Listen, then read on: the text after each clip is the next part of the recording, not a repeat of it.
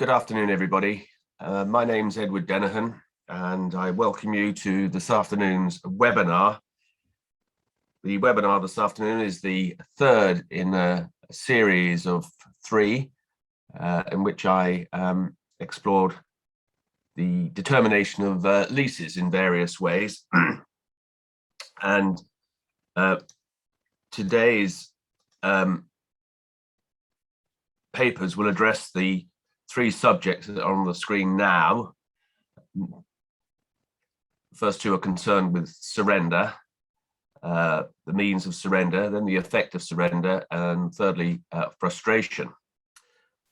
In the usual way for the webinars I conduct, I don't take questions during the hour or so we've got together. I find that slightly disruptive. But I'm happy to address general points that any delegate has if you email me.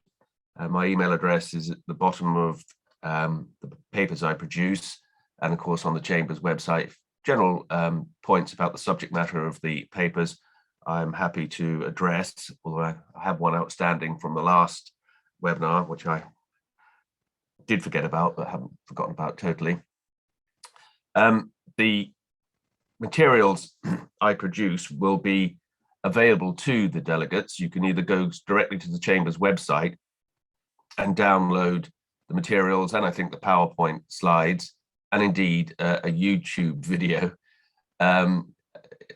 Also, those who've signed up for the webinar, even if they don't attend, all three of them, everybody will receive an email with a link to the materials, the PowerPoint slide and the slides and the YouTube video.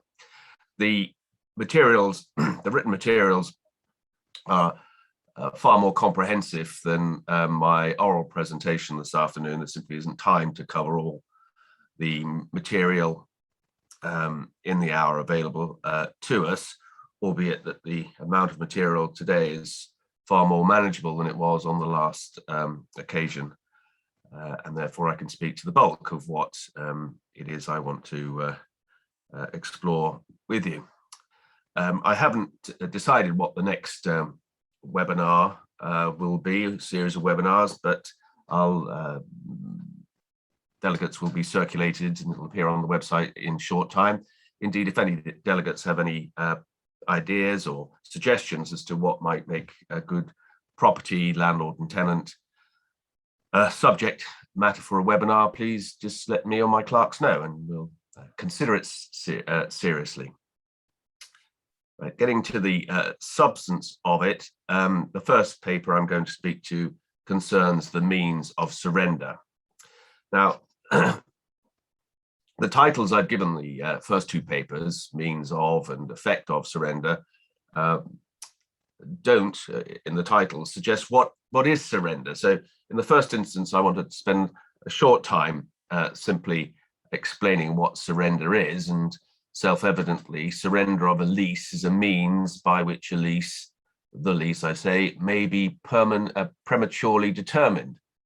More particularly, surrender operates to determine the leasehold estate vested in the tenant, which estate may have been created by any means permissible under the general law.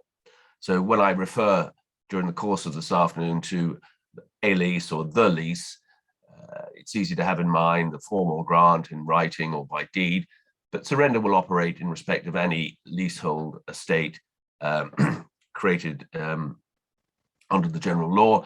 And as we all know, that certain leasehold interests can be created orally. So that's what surrender is in general terms.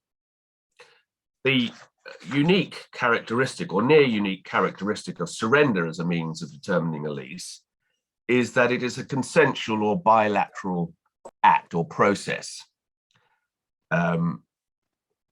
Determining a lease by giving a notice to quit, be it a landlord's notice or a tenant's notice or a break notice, is a unilateral act by the person who has the right, either expressly or under the general law, to give such a notice. And it has the effect to determine the tenancy, irrespective of the other party to the tenancy's wishes or desires. Similarly, with forfeiture, if the lease contains a proviso for re-entry and the circumstances in which it can be exercised exist, and the landlord jumps through the various hoops in order to exercise that right, we looked at some of those in the last seminar, they are many and varied, then the landlord can determine the lease and the tenant loses his or her leasehold interest, irrespective of their desire to remain in the premises and enjoy the premises for the duration of the term. But that's not how surrender works. Surrender is, as I say, a consensual bilateral act. The tenant surrenders his or her leasehold interest to the immediate landlord, the immediate reversioner, who must in turn accept that surrender. And those two elements must exist in order for the means of determination to be perfected. The parties to the surrender must be the person in whom the leasehold estate is vested. I'll call them the tenant for the most part this afternoon, and that person's immediate reversioner. It's got to be the immediate reversioner. So a subtenant can't surrender his or her lease to a head landlord. That simply doesn't work. Where a lease is vested in two or more tenants jointly, a surrender must be by all the joint tenants, although there may be an express provision in a lease which allows surrender at the election of one. And a converse of that is true in the sense that if the immediate reversioner is joint landlords, the surrender must be made to all of them, who all must accept it. There can be a surrender of part of the demised premises in terms of the extent of the premises, surrender in respect of, say, the top floor of a lease of a building, but the tenant and the landlord must, or the tenant must rid itself of its entire interest in that floor. It can't surrender 5 years of the top floor or 5 years of any term. It's got to be the whole of the premises or part of the premises, and in each case, the whole of the term for which the premises are demised. There's all the books tell us that there's a distinction between surrender and merger, and the distinction is readily stated. A surrender operates by the inferior interest, the leasehold estate, being acquired by the holder of the superior interest, the immediate reversion, and that reversion may be freehold or leasehold, as the case may be. A merger operates, if you will, the other way around, when the holder of an inferior interest, tenant, acquires the superior interest. In those circumstances, there's a merger, and the lesser is consumed by the greater, and therefore there will be a merger, certainly at common law, of the leasehold estate in the freehold estate or the head leasehold estate, and the inferior interest, as I say, will be extinguished thereby. So that's the distinction between the two.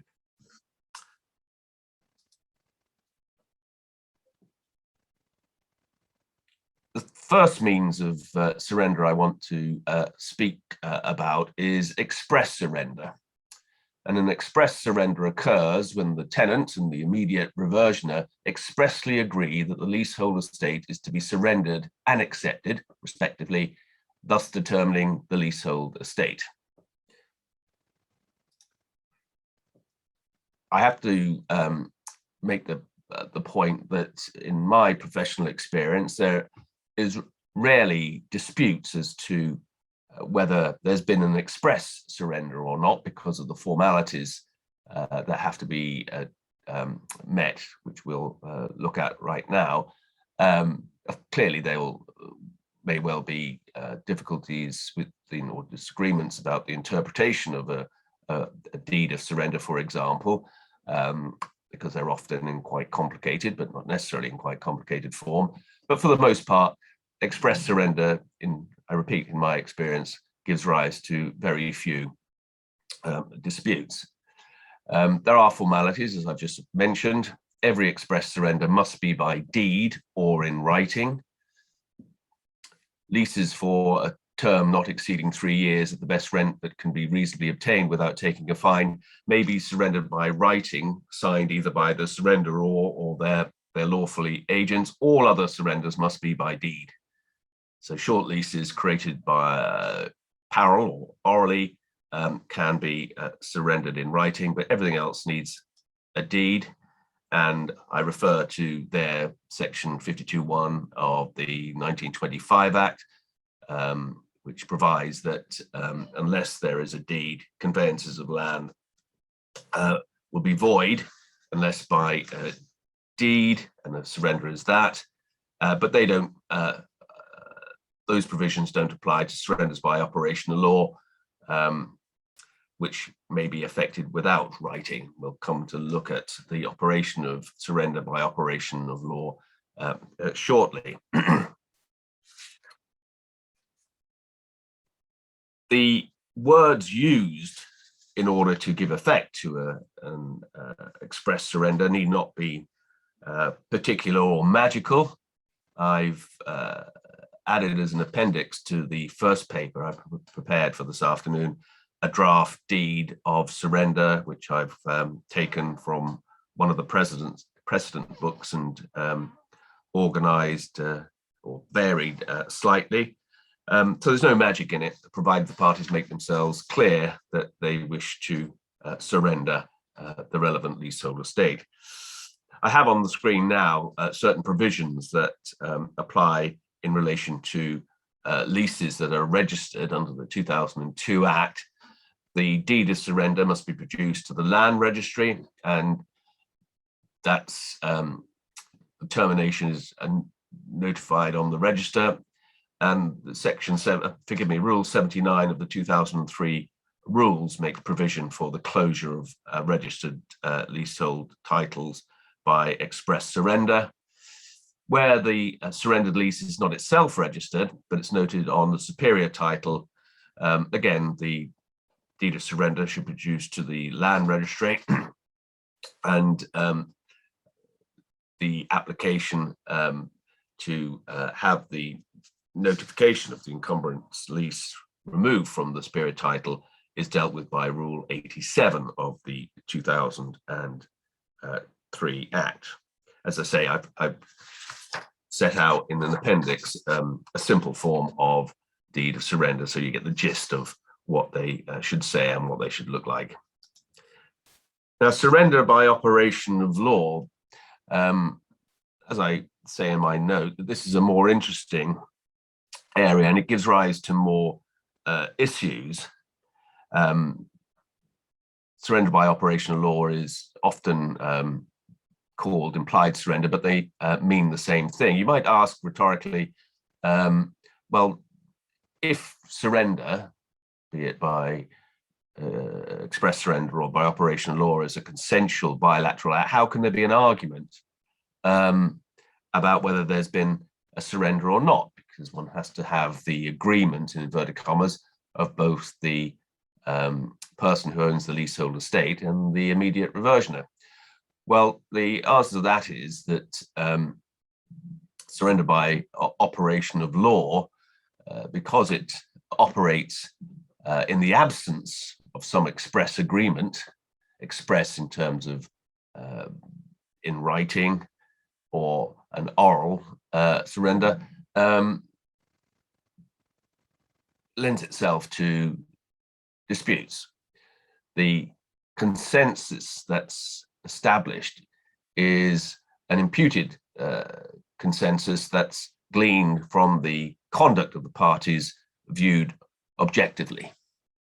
And therefore, there is room for debate as between the landlord and the tenant as to whether there's not been a surrender or not.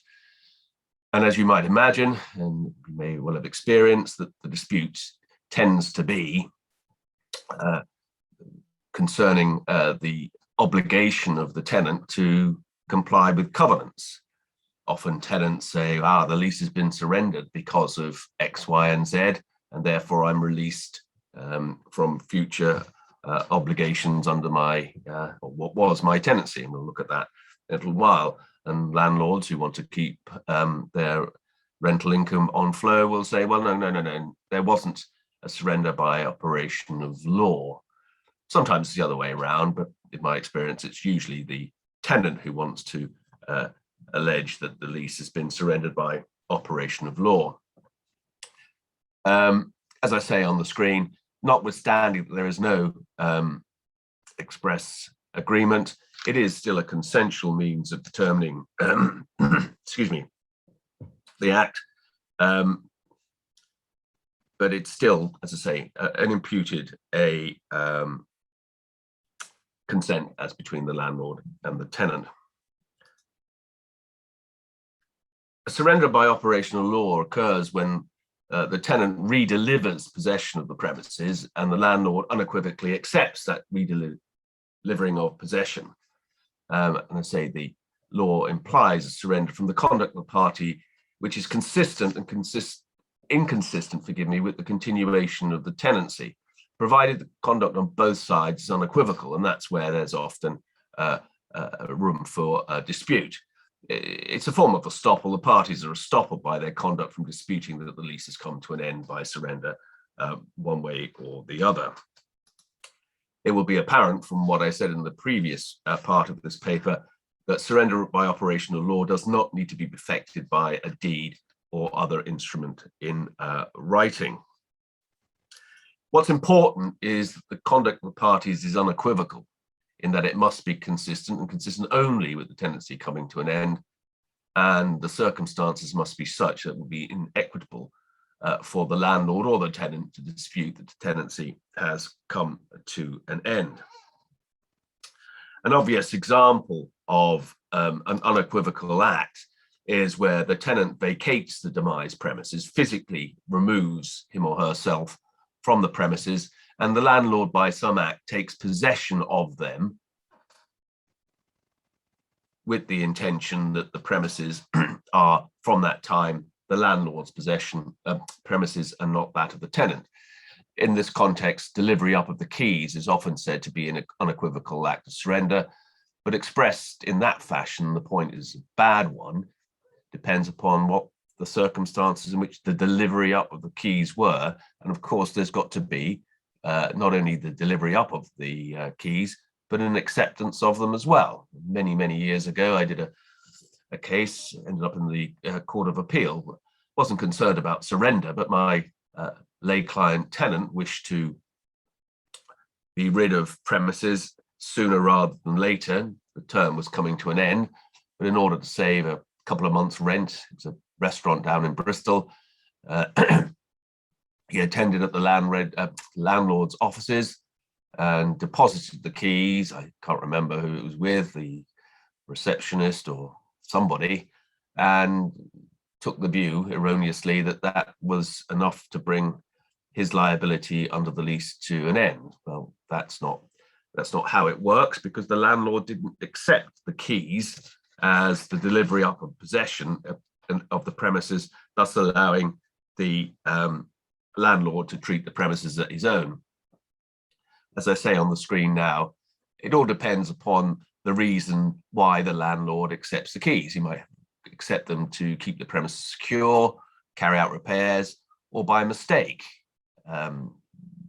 Either way, there's no surrender simply by the tenant lobbing the keys into the offices of the landlord. A better example in the real world, in many cases, in my view, of an surrender by operation of law, perhaps not so much these days in the current market, but back in the day when one had perhaps a vibrant market for premises, a tenant is in substantial arrears with the rent, does a midnight flit, landlord doesn't know where the tenant's gone, landlord decides, well, I'm going to take the best, or make the best of a bad job, and re-enters the premises and treats them as his own, in those circumstances, surrender by operation of law will be established, all other things being equal. One might think, well, what's the point in that? The landlord could forfeit. Well, assuming that the lease has a forfeiture clause that provides a free entry, as we know from other papers I presented, that the in order to forfeit, even for rent, there are certain hurdles that have to be cleared. Well, they don't apply to surrenders by operation of law. So it's a very straightforward way of surrendering a lease. There are limitations on the effect of surrender, as we'll discuss, but in those circumstances, in a simple case, surrender is readily found, surrender by operation is readily found. The burden of proof, of course, is on the person alleging that a lease has been determined by surrender by operation of law. So in these cases, of which there are many, when there is a dispute whether there's been a surrender or not, it's the burden of proof is on the party who asserts that it is. Although it's there's an imputed agreement between the parties when there is a surrender by operation of law, the surrender doesn't depend upon the intention of the parties that there be a surrender. A surrender by operation of law can occur independently and despite the intention of the parties. This perhaps is best illustrated by cases where the parties to a lease wish to vary some of the terms of the lease. Now, depending upon the nature of the variation of itself may operate as a surrender of the lease and an automatic regrant. So, as a matter of law, the existing lease will come to an end, and there is, by operation of law, an immediate regrant by the landlord to the tenant. Now, you might say, well, isn't that just a legal fiction and it doesn't amount to anything? Well, that's not the case. Imagine, if you will, that the existing tenancy is a tenancy to which sections 24 to 28 of the Landlord and Tenant Act 1954 have been excluded, and there's a surrender of that tenancy by operation of law because there's been a variation. The immediate regrant will be of a tenancy which does not exclude those provisions, and therefore they will apply. And so the tenant will then acquire the protection provided by those sections of the 1954 Act. As to the nature of the variations that will give rise to a surrender and regrant, the position, in my view, is quite straightforward. If the variation or purported variation extends the demise premises in terms of more space, more property, more land is demised to the tenant, or if the length of the term is increased, that will have the effect of surrendering the existing lease and the grant of a new lease. The principles are set out in the cases that I've listed on the screen. I set the relevant sections out in the notes at some length, together with some commentary from Woodfall and Horsby's Laws of England. And as I say, the position is clear in my view.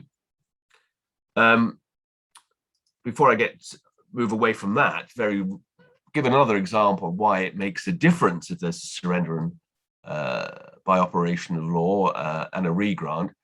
I very recently was advising in a case where the purchaser of a very modest lease, the lease was the lease, but the lease of a very modest residential flat, he was concerned about the obligations to repair the structure and exterior of the building of which the flat formed part. The difficulty arose in this way. There had been an original grant in 1971, as I recall, of a lease of the flat. the parties to the lease were the landlord, the tenant, and a management company.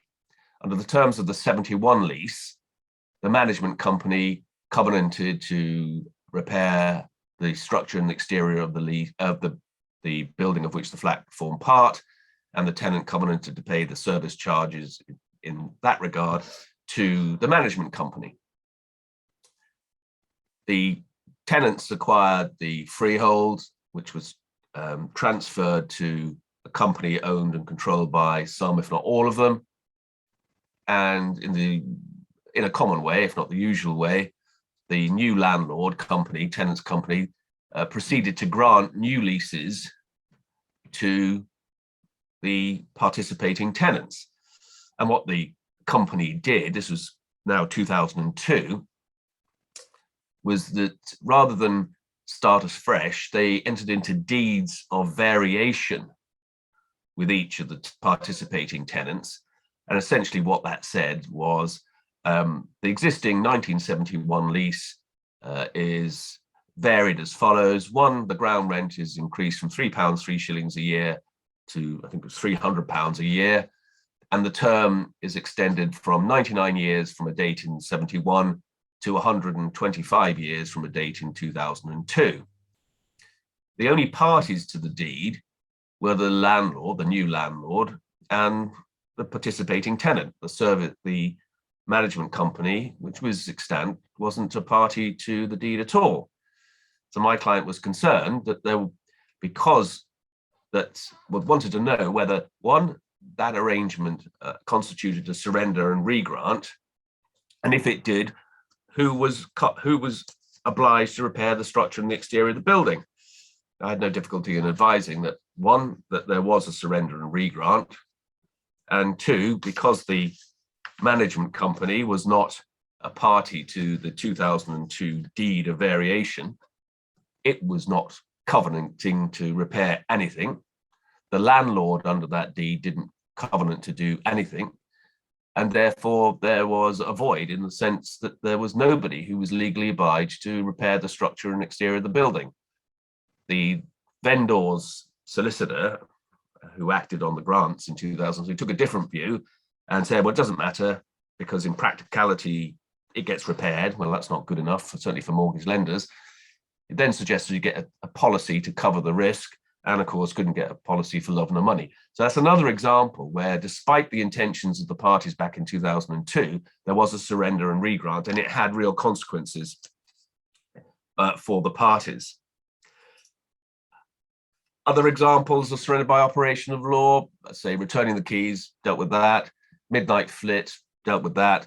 The grant of a new lease taking effect in possession as between the landlord and the tenant. The landlord can't grant a lease to take effect in possession unless an existing lease is surrendered. In such a circumstance, there'd be a surrender by operation of law. That only works if the grant of the new lease is a valid lease. So that's the means by which a lease may be surrendered. I now want to talk about the effect of surrender, and there are two circumstances that have to be considered. First, the effect of a surrender as between a landlord and a tenant, and second, the effect of surrender on subtenants, mortgagees, and other derivative interests. The effect of an express surrender is to vest the leasehold estate immediately in the surrendering tenant's immediate reversioner, as we've said. And the leasehold estate is determined, and the reversioner obtains an immediate right to have possession of what were the demised premises on that occasion. And that's clear from this Fairweather case, decision of the House of Lords back in 1963, at those 2 pages in the speech of Lord Denning. That's all pretty straightforward. It follows, because the lease is at an end, that from the date of surrender, the rights and obligations of the parties arising from the lease come to an end. The tenant's obligation to pay future rent comes to an end, although the tenant remains liable to pay rent which is accrued due before the date of surrender but not paid. In the Torminster property case, which deals with the impact of the effect of surrender, the issue there was the liability of a tenant to pay an increased rent under a rent review clause. The determination of the increased rent was not achieved until after the date of a surrender. The tenant argued that therefore that was a future liability or future obligation in respect of which the tenant was relieved by the surrender. The Torminster case, Court of Appeal, as I recall, decided that that's not the case because the rent reviewed, whenever that review took place in terms of the determination of the amount, was payable from a date prior to the date of surrender, and therefore the tenant was obliged to pay. And I've set that out on the screen there. Of course, it's open to the parties where there's an express surrender to make provisions to the contrary. And that, in my experience, is not uncommon. Often there's a commercial basis upon which a lease is being surrendered. Landlord wants premises back for redevelopment purposes, and so on and so forth. And a commercial deal is done about any arrears or any other breaches of covenant, because as I say on the screen now, that principle applies to the tenant's liabilities under other covenants in the lease. It doesn't affect, the surrender doesn't affect existing liabilities of the tenant for any breaches, only future breaches.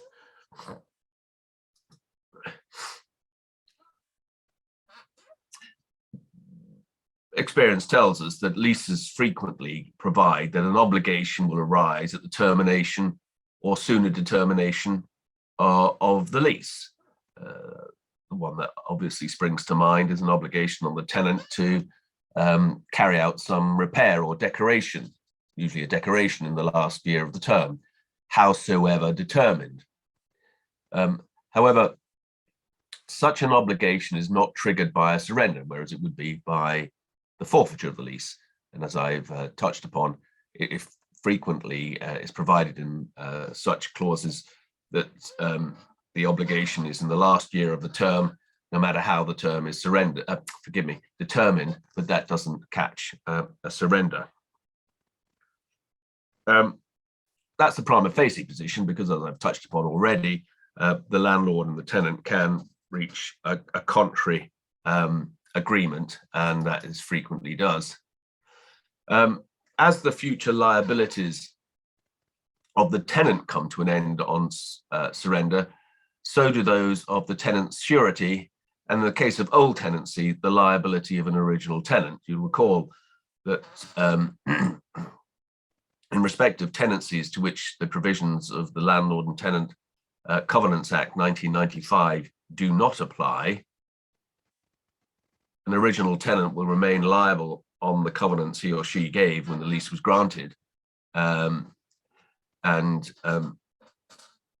landlord can, for the time being, can go back and seek to pursue an original tenant on those covenants if there is a default by the tenant in possession, the whole string of tenants, if you remember back in the day when one used to do that sort of case. But as I say, that only applies in the case of old tenancies, which were those granted before the beginning of 1996. It necessarily follows from what I said a moment ago that sureties and original tenants remain liable in relation to accrued breaches of covenant as at the date of surrender, so they're in no better position than the tenant itself. So the effect on subtenants and mortgagees, this is where surrenders differ substantially from determination by service of a notice to quit or by forfeiture. The general position is that a surrender of a lease does not bring to an end the interest of any subtenant whose subtenancy is carved out of the surrendered lease. This is explored in some depth, but at great clarity in this case of Barrett and Morgan, a decision of the House of Lords back in 2000. I've given the citation and other details in the paper. I recommend to delegates the speech of Lord Millett with his usual clarity, where he makes that very point. The case concerned a notice to quit under the Agricultural Holdings Act, and the Court of Appeal held that as there had been an arrangement between a landlord and a tenant, a friendly notice to quit would be served so as to get rid of a subtenant, it was ineffective, and the House of Lords held that that wasn't the case, and their lordships were drawing a distinction between the effect of a notice to quit, even one served under the 86 Act, as it was then, and the effect of a surrender, which doesn't operate to determine the derivative interests. Lord Millett made a number of points, and he made the point that, of course, if the surrender is effective to determine the interests of the tenant, well, what happens to the subtenant vis-a-vis the next reversioner, the person to whom the subject lease was surrendered? Well, the answer's on the screen now. Again, Barrett and Morgan supports this proposition that when a head tenancy is surrendered, it is nevertheless treated as continuing until its natural termination, like fluxion of time or determination under a break clause or notice to quit, as is necessary to support the derivative interests of the subtenant. So as between the reversion to whom the head lease was surrendered and the subtenant, the lease continues. So what one has to find is a substitution for the leasehold reversion which has been surrendered. And in the case of a surrender and regrant, the validity of the regranted lease as against the subtenant. And what that second point addresses is this. One has, let's say, a freeholder, a head lease, and a sublease.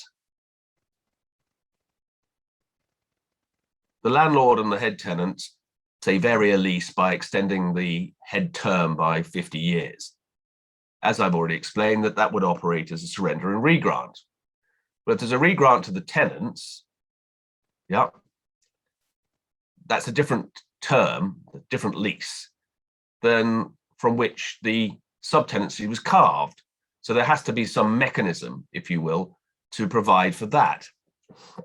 And the answer's to be found in the Law of Property Act, funnily enough. And in the first instance, namely when there's no regrant, simply a surrender, section 139(1) of the LPA, that provides, and deals with mergers as well as surrenders, that where a reversion expected on a lease of land is surrendered, the estate over interest which against the lessee for the time being confers the next vested right, that's the landlord's right, shall be deemed to be the reversion for the purpose of preserving the same incidents and obligations as would have affected the original reversion had there been no surrender. So paraphrasing, what that means is that when the head tenancy is surrendered, the head tenant goes, yeah, but section 1391 of the LPA operates that the landlord becomes the subtenant's immediate reversioner, and the same incidents and obligations, that's rights and obligations of the original reversion, that's the head tenant who's now gone, subsist as if there had been no surrender. So essentially what it means is that as between the subtenant and the landlord, the respective rights and obligations of the landlord and the subtenant subsist. If there's been a subletting of the whole of the premises at a lesser rent, then the landlord receives the lesser rent. But that's something that a landlord could and should address when the head lease is surrendered. Section 51 of the LPA, that applies where there's a surrender and regrant. That provides that a lease may be surrendered with a view to accepting a new lease in place thereof without the surrender of any subtenancy derived out of the head lease to be surrendered. Any new lease granted operates as if all subtenancy derived out of the surrendered lease had been surrendered before that lease had been effected. And section 1503 says that the lessee under the new lease and any person deriving title under him is entitled to the same rights and remedies in respect of rent reserve, covenants contained in the subtenancy as if the original lease had not been surrendered. So again, you had this regrant, but as between the head tenant under this new grant and the subtenancy carved out of the grant that had been surrendered, the same rights and obligation subsist. And finally, in this context, yes, it's section 154, section 4 of the LPA provides each underleasee and any person deriving title under him is entitled to hold and enjoy the land comprised in his underlease as if the lease out of which the underlease was derived had not been surrendered. So it makes it clear that there is no prejudice to the subtenancy if there is a surrender and regrant in relation to the head leasehold interest or the intermediate leasehold interest. And these sections, or section 150 of the LPA, apply both to express surrenders and surrenders by operation of law. So essentially, the position of all subtenants is preserved whether there's a straight surrender or a surrender and regrant. The position of mortgagees or other derivative interests is precisely the same as that as the subtenant. Accordingly, the mortgage or charge is not adversely affected by the surrender of the security, namely the surrendered lease. And there's a 1976 Court of Appeal authority, which I refer to in the notes, which supports that proposition. I suggest that the law of surrender is fairly straightforward if one or two important elements are remembered, but you'll have a more fuller treatment in the material when you acquire them. Now, the final run-in concerns the law of frustration, completely different concept than surrender, but it is a means by which a lease of land may come to an end. And I stress the word may come to an end. As I say on the screen, the doctrine of frustration is not limited to leases of land, rather as a general contractual doctrine which may operate to discharge a contract. And as we'll see in a few moments, that there's been much debate over the years on the issue of whether the doctrine applies to leases of land. The test for frustration and its application to leases of land, there's a shipping case which has got a name which I can't begin to pronounce. Well, I can, but I won't. But it's known as the Super Servant 2. So you know it's a shipping case. And there are 5 propositions which describe the doctrine of frustration. It's worthwhile to remind oneself of them. It's evolved, this is Lord Justice Bingham as he then was in this Court of Appeal case, to mitigate the rigors of the common law's insistence on literal performance of absolute promises. So if a lease or if a contract is frustrated, then the contracting parties are relieved from their obligations under it. It operates to, quote, kill the contract and discharge the parties from further liability under it. Well, that's saying the same thing in a little bit more detail. But the consequence of that is it's not to be lightly invoked and must be kept within very narrow, limited, and ought not to be limited limits and ought not to be extended. Frustration brings a contract to an end forthwith and without more and automatically. There's no procedural or other requirements that have to be gone through in order to discharge a contract on the ground of this frustration. The essence of frustration is that it shouldn't be due to the act or neglect or election of a party seeking to rely upon it. There must be some outside event of extraneous change of situation. And saying much the same thing, the fifth proposition advanced by Lord Justice Bingham is a frustrating event must take place without blame or fault on the party seeking to rely upon it. Lord Justice Bingham described these as propositions established by the highest authority and are not open to question. And of course, until they are, but that's not for me.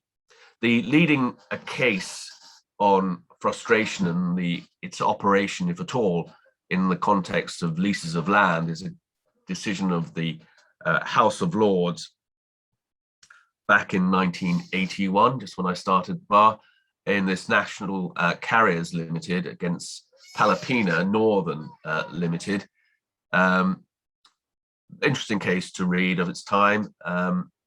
The principles were gone through of frustration were gone through at some length and in some depth.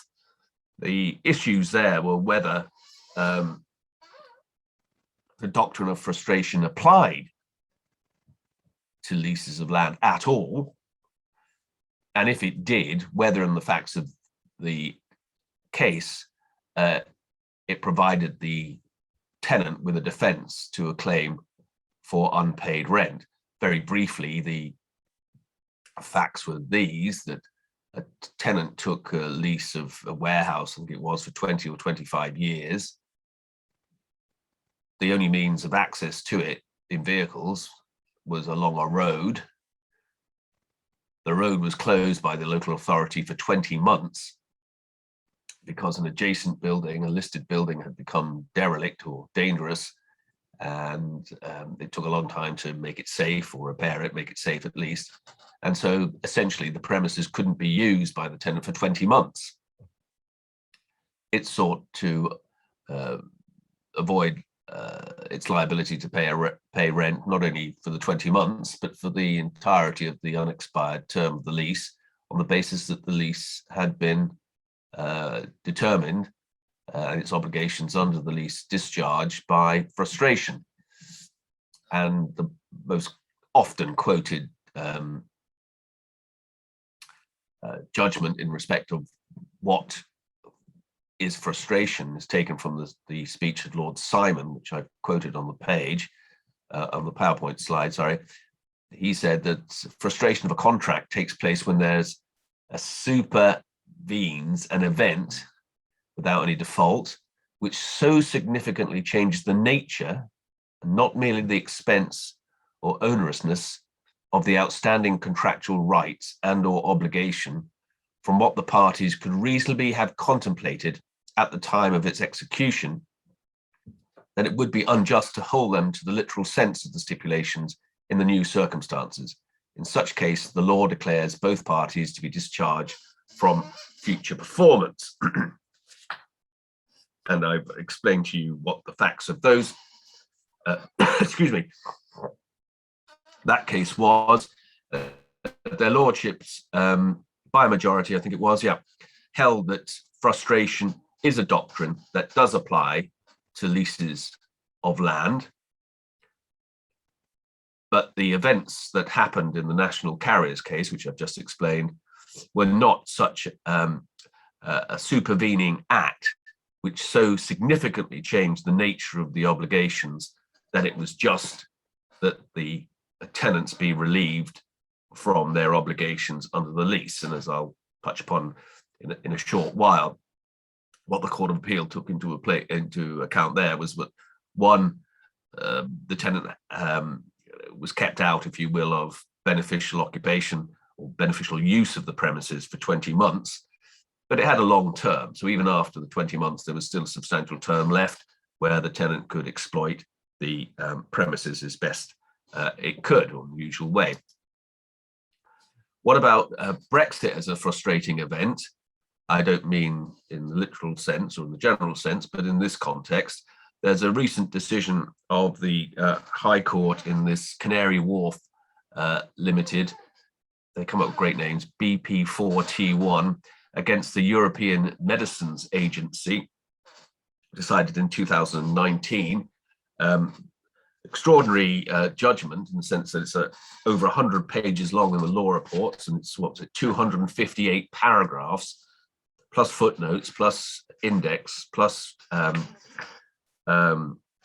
chronology and all sorts of things. It's quite impenetrable, really. But anyway, this was a case involving a substantial office lease in Canary Wharf, which had been demised by the landlord to this European Medicines Agency, an agency of the European Union.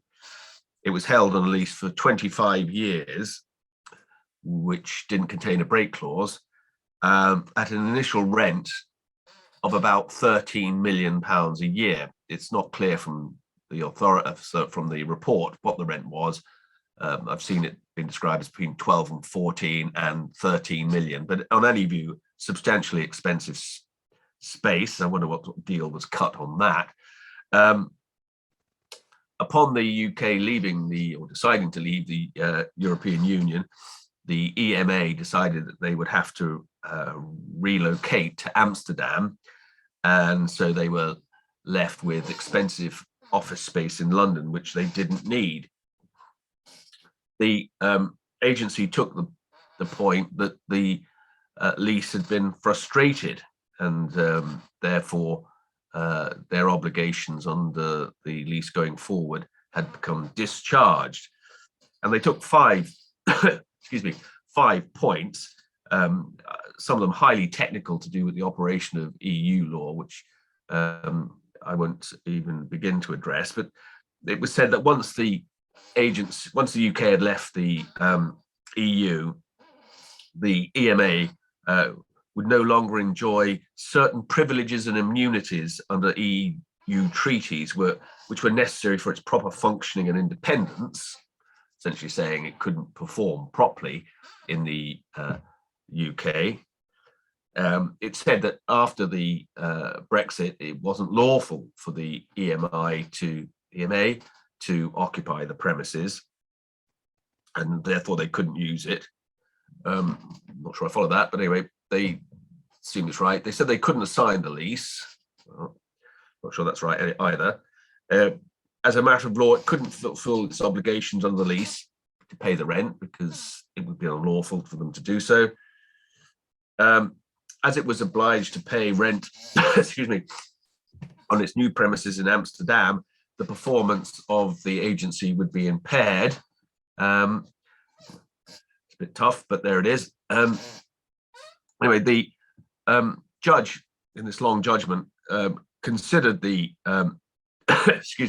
the decision in the Super Servant 2 case and the National Carriers case, and expressed the view that the prevailing jurisprudential basis for frustration is best encapsulated by the words, "It was not that which I promised to do." There have been, I think, 5 jurisprudential bases upon which frustration has been justified: matter of construction, implied term, and so on and so forth. But where we are now, it seems that the basis is simply that the circumstances have changed so much that it couldn't have been in the contemplation of the parties that they would have to perform their obligations under the lease in the changed circumstances. The test adopted by the judge in the EMA case is that which I put on the screen now. He said that whether a contract is frustrated depends upon the consideration of the nature of the bargain of the parties when considered in the light of the supervening events said to frustrate the bargain. Only if the supervening event renders the performance of the bargain radically different when compared to the consideration in play at the conclusion of the contract, that's when the contract was made, will it frustrate the contract. I pause there to make the point, which is perhaps self-evident, but I'll say it anyway, is that there was no debate in the EMA case that the doctrine of frustration applied to leases of land. it could hardly be open to to the landlord to so argue because of the House of Lords authority in the excuse me, national carriers case. Funnily enough, the EMA lost and therefore was stuck with this lease. Permission to appeal was granted. I think the appeal was going to come on in March 2020, but the appeal was withdrawn because the EMA sublet the premises to WeWork, and so there was no commercial imperative for it to fight.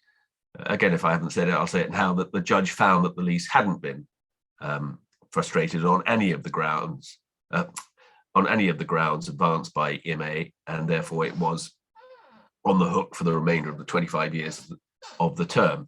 Query how much of a discount WeWork got on the premises from the £13 million odd that EMA were paying, but there it is. So that's a case that supports the proposition, one that, again, in the modern context, that frustration applies to leases of land, and secondly, that merely because an obligation has become more burdensome doesn't mean that the doctrine is engaged. And one can see that in the EMA case. There's always a risk that commercial or other circumstances might change, which make a tenant's need for premises redundant. But that doesn't mean that they have they, being the tenant, get out of jail free card. So a right decision in my view for what that's worth.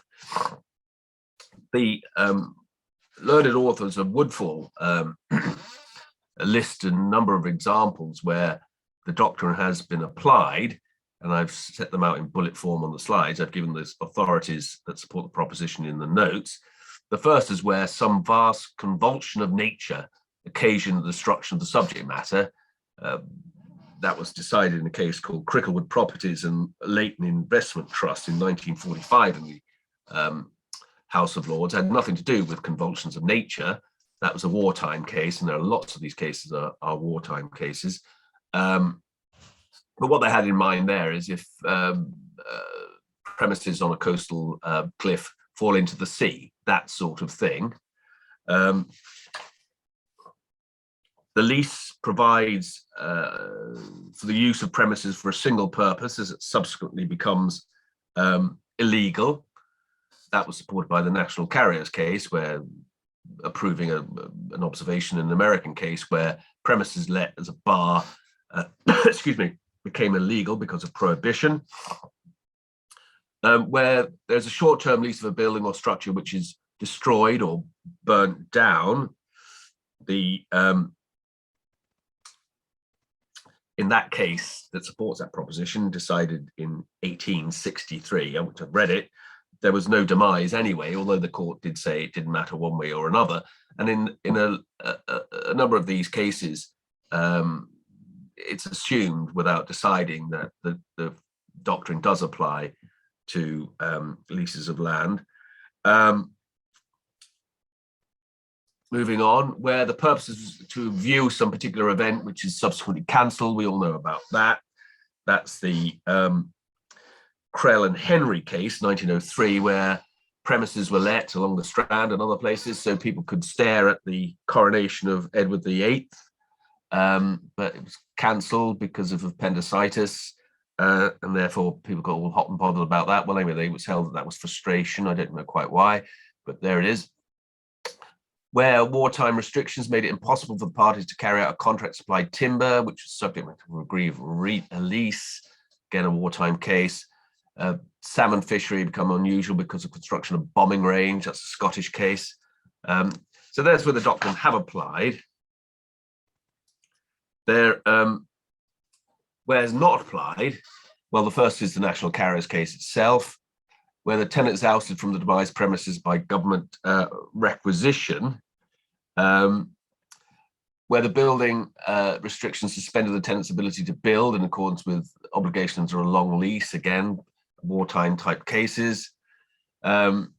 where tenant is prevented from occupying premises due to his status as an alien. That's a good case. That's decided in 1916, when an Austrian gentleman wasn't allowed to live in a flat in Westcliff-on-Sea, that hotbed of espionage, probably on the coast and see the Zeppelins or whatever he would see, or the Royal Navy sailing through the Channel. But anyway, he wasn't allowed to live in the flat, but it was held he could sublet it. And the argument there was whether it was a demise for him and him only. Where the use becomes illegal, doesn't matter. Where the premises are burnt down, that wasn't a burning down case at all. I've dealt with it in the footnote. Where covenants can't be performed due to lack of planning permission or lack of a building license, again, not frustration. The bottom line is that as I say, Brexit, as we decided in the IMA case, is not a frustrating event.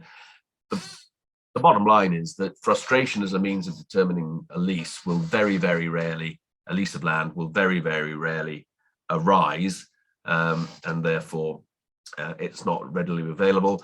The consequences of frustration as identified is that the lease automatically comes to an end and the parties are discharged from their obligation.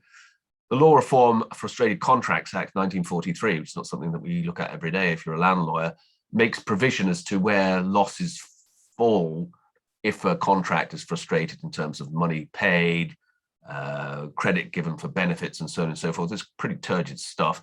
I've set it all out in the notes, and in light of the hour that we're at, I don't propose to take you through it. It just leaves me a little long today. To thank you for coming along. I hope it's been of some use. Please watch the website and look out for emails which will inform delegates of the next webinar that I plan to produce going forward. But as I say, thank you very much for your attendance this afternoon, and I hope you get some benefit from the notes, if nothing else. Good afternoon, everybody.